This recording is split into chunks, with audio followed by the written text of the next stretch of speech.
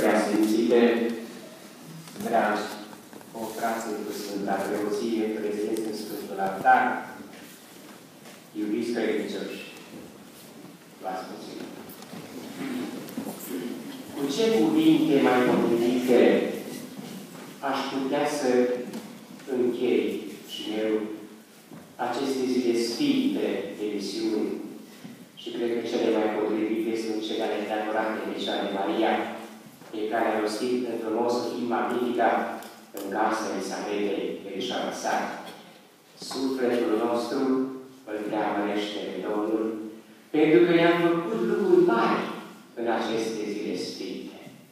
Într-adevăr, ne-a făcut lucruri mari, în primul rând, pentru că ne-a dăruit această vreme atât de frumoasă și splendită, cu soare, fără nor și ploaie, prin care noi să venim cu bucurie în casa Domnului și să trăim din plin aceste zile sfinte. Și nimeni să nu spună că datorită vremii rele n-am putut sări la misiuni. Ne-a dat Domnul o zile frumoase și pentru aceasta îi mulțumim.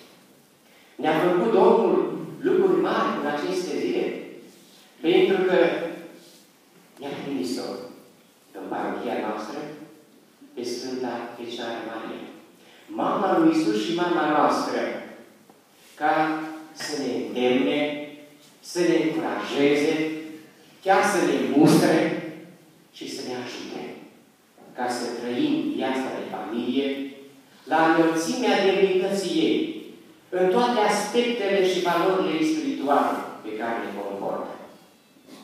Îți mulțumim, mamă, că ai venit în mijlocul nostru. Ne-a făcut mari lucruri aceste zile, pentru că El a trimis în mijlocul nostru și pe El a sfințit. Pentru ca să simțim comuniunea cu păstorul nostru. Pentru ca să ne încurajeze și să ne dăruiască binecuvântarea asta specială la sfârșitul acestor sfinte misiuni. Îți mulțumim, Preasfințite, că ați venit în mijlocul nostru. Ne-a făcut Domnul lucruri mari, pentru că ne-a împărtășit la Sfânta Spovadă iertarea și împăcarea sa prin părinții confesori care s-au înarmat cu răbdare și cu îndurarea Domnului, ca noi să fim vindecați de păcatele noastre. Le mulțumim din suflet acestor părinți care au fost la scaun de scovară aceste zile și ne-au împărtășit pacea și bucuria Dumnezeu. Și cred că majoritatea din parohia noastră s-au apropiat de scaunul de scovară, cum spunea Părintele, să nu se încheie misiunile fără o sfântă scovară și fără a la Sfântul Altar de Masă lui Hristos. Le mulțumim acestor preoți confesori. Ne-a făcut Domnul lucruri mari pentru bogăția nespusă a cuvântului Său, ascultat și explicat de Părintele Predicator Tamaș Petru Sebastian, profesor la Liceul Catolic din Iași. Cuvintele Sfinției sale au fost ca o sabie cu două tăișuri, care a pătruns până adâncul sufletelor noastre, îndemnându-ne să înțelegem și să trăim viața de familie în toate aspectele ei, în acele caracteristici care stau la baza familiei și care sunt o garanție a fericirii fiecărei familii.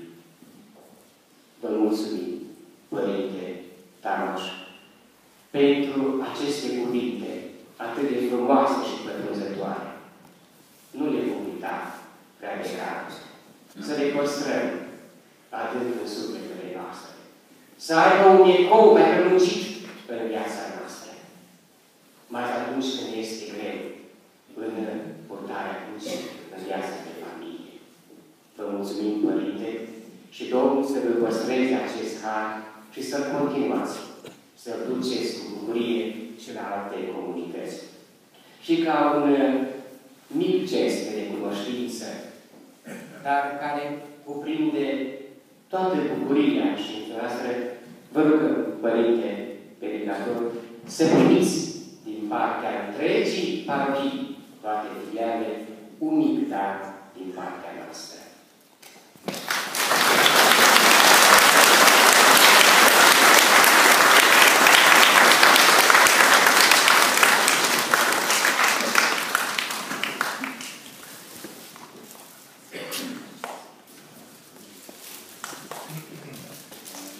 Ne-a făcut lucruri mari Domnul în aceste zile, pentru că a inspirat în surga atâtor credincioși generozitate deosebită, colaborând la buna desfășurare acestor zile sfinte de misiune. Vă mulțumesc pentru slujirea dumneavoastră.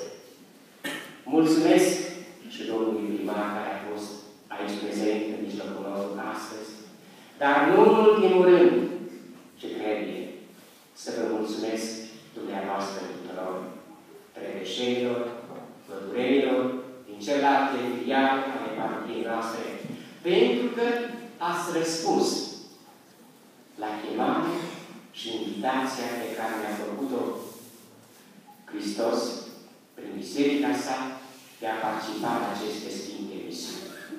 Pentru unii poate n-a fost ușor. Pentru unii poate a fost o jertfă. Să vii atâtea zile, zi și seară, la biserică, să asculți cuvântul lui Dumnezeu. Este o jertfă. Vă mulțumesc că ați răspuns la această chemare.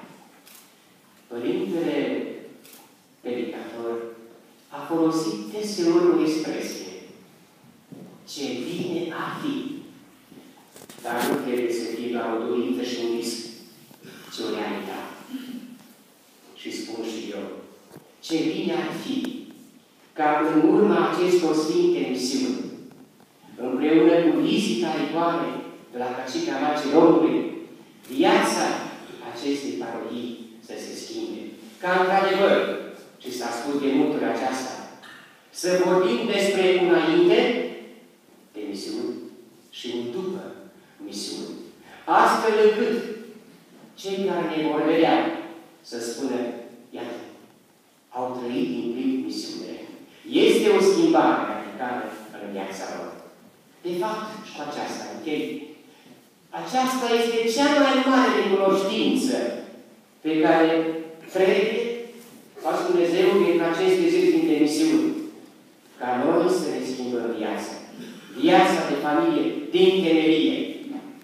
În felul acesta, îi mulțumim Domnului pentru toate darurile primite în aceste zile sfinte.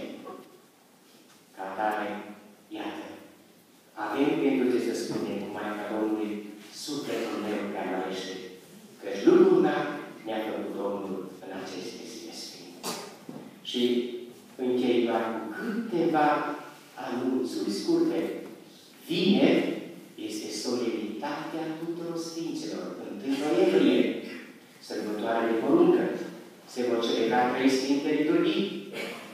Dimineața la 9 la Cătoreni, 10:30 și 5 seara, aici la Predeș. 2 noiembrie, îi cinstim pe toți credincioșii reposați. Se vor celebra 3 sfinte liturghii. La 7:30 dimineața și seara 10:30 la Predeș și la Cătoreni, la orele 9 dimineața. Duminica viitoare pe 3 noiembrie ne vom ruga pentru reposații din cimitirul Predeș, iar sâmbătă următoare pe 9 noiembrie ne vom ruga pentru reposații din cimitirul din Pădureni. Acestea fiind spuse, cred că cuvintele mele au fost poate destul de sărace, însă cred că poate am punctat ceea ce este mai important. Și acum, la final, ne plecăm frunțele și rugăm pe Preasfințitul să ne împărtășească binecuvântarea specială la finalul acestui